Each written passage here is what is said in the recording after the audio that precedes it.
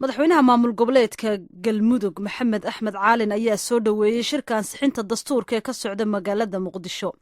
madaxweyne caalin oo dhowaanta lagu sameeyey qaliin dhinaca wadnaha ah cusbitaal ku yaala magaalada nairobi ayaa ka digay doorashooyin madaxweynenimo oo galmudug la sheegay in maalmaha soo socda ay ka dhacayaan magaalada gaalkacyo. maxamed cabdi sandheere ayaa khadka telefoonidhay ugu horeyna waxa uu ka waraystay bal xaaladiisa caafimaad haatan sida ay tahay. xaalada guud ee caafimaad ilaahay mahadiis waay maanta waa aad iyo aadaan u fiicanahay. xoogaa operation qaliin yaraan galay marka haddana waa ka baxay waana nabad qaba aadaan u fiicanahay oo wax checking iyo sidaasaan u joogaa laakiin alxamdulillah waa fiicanahay. waan gartay bal haddii aad dhegaystayaasha xasuusisid sababtii aad u tagtay magaalada nairobi dalka kenya iyo xaaladda caafimaad waxay ku saabsanayd. arrinta aan u imid halkan nairobi waxayba ahayd markaas caafimaadka dartiisay ahayd, caafimaadkaas oo ku saabsanaana xagga wadnaha xaggiisa.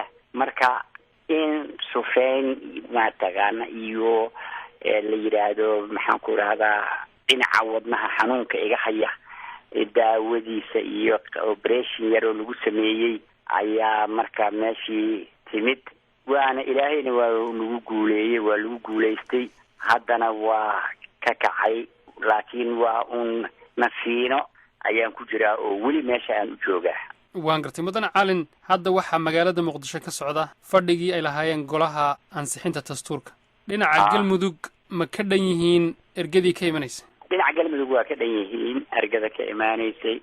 mar horaan dhamaystirnay oo qornay. marka anagu mar walbana waxaan ilaahay ka rajeynaynaa oo wixii soomaaliya ku guulaysanayso oo horumar ah inaan qaybta ugu horeysa wax ka galnaan rajeynaya haddii ilaahay yidhaahdo. marka sida laga yaabo sida gobollada kale amaba beelaha kale soomaalidu ay qaarkood dib uga yaro dhacayeen ama cagajid uga ahaayeen, galmudug sidaad ii sheegaysid bilowgiiba ergadeedu diyaar bay ka ahayd oo aad bay ugu qanacsan tahay siday wax u socdaan. anaga wixii aan rabnayba markii horaan sheeganay. waxa aan doonayna in la saxo, waxa aan doonayn in wax laga qabto, laakiin inaan mataqaanaa aan qaadacno marnaba roadmapkaas oo siyaasadda soomaaliya aan maaragtay anaga aan ku noqono caqabad ma soconayso. soomaaliya 20 iyo dhowr sannadood waa waxa la taagan yahay. anaga saa ma rabno, anaga saa yeeli mayno. marka wixii qaldan inta laisku yimaado hala wada saxaan taagneyn. haddana waxaan rajaynayaa inay soomaalidu ku tasha doonto sidaas inay wada sixi doonaan haddii ilaahay yidhaahdo.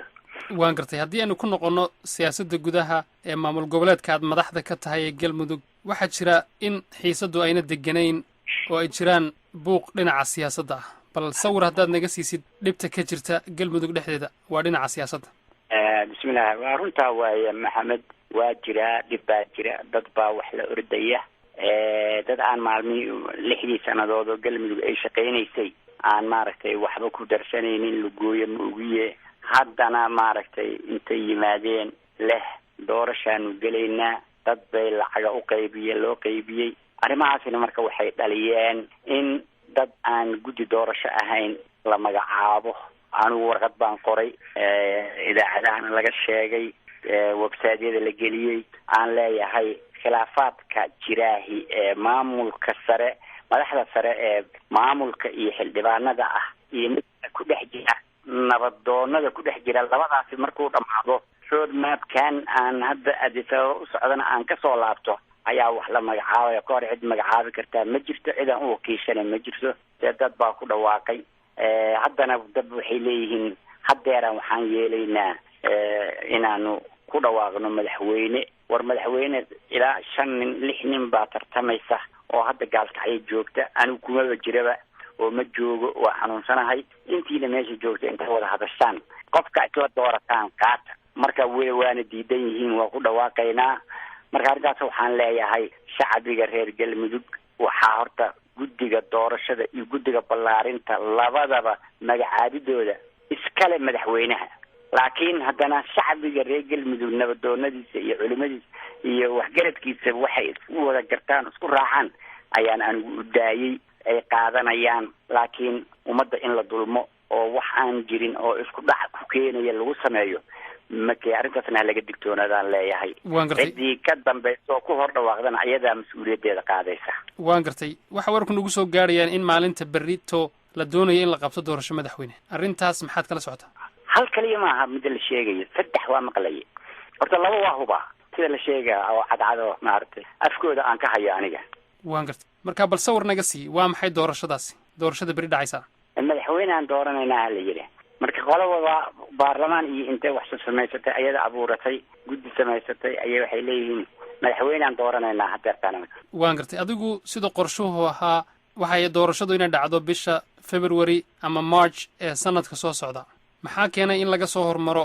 oo maalinta berritaaba laga yaabo in lagu dhawaaqo madaxweyne ama madaxweynayaal walaa in la wada hadlaaba la diidan yahay in inta la soo wada fariisto la wada hadlo oo anigu kulley hadda ilaa haddeer maalin heblaad mataqaanaa warqad qoraala oo aan qoray oo aan leeyahay maalin hebla ayay doorasho dhacaysaa madaxweyne la dooranayaa oo aan iri ma jiro intaas waxaan ka gabanayay isku dhac inuu yimaado in la wada hadlo la wada fariisto wax la isla qaato ayaan jecleen maxamed laakiin waa la diidan yahay waan gartay dad baa diidan marka ayagay qaadanaysaa haddana ma rabo faraha inaan la galo wax inaan ku darsado inaan ismagacaabo ciddii markaa eedeeda iyo dhibkeeda iyo qaadata ayadaa la arki doonaa marka waan gartay waxa wararku nagu soo gaarayaan in mudane cabdi qaydiid madaxii hore ciidanka booliiska Soomaaliya uu door weyn ku leeyahay arrimaha siyaasadda lagana yaabo in madaxweynaha ama madaxweynayaasha aad sheegaysid mid kamid ah uu noqdo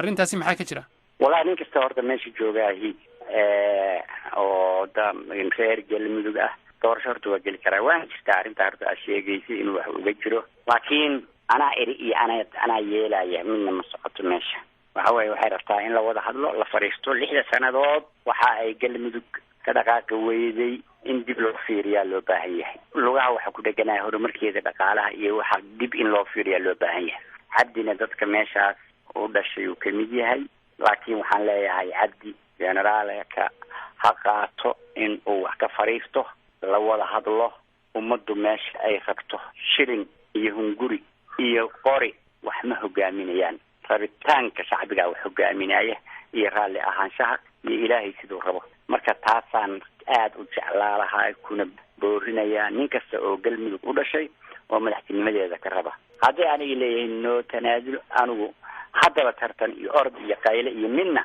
aan ka qayb galayo male taariikh dadka isku dirto hadda maanta aan magacaabayna ma jirto kaasi wuxuu ahaa madaxweynaha maamul goboleedka galmudug maxamed axmed caalin oo isagoo ku sugan magaalada Nairobi khadka telefoonka ugu waramayay maxamed cabdi xasan sandheere oo Washington jooga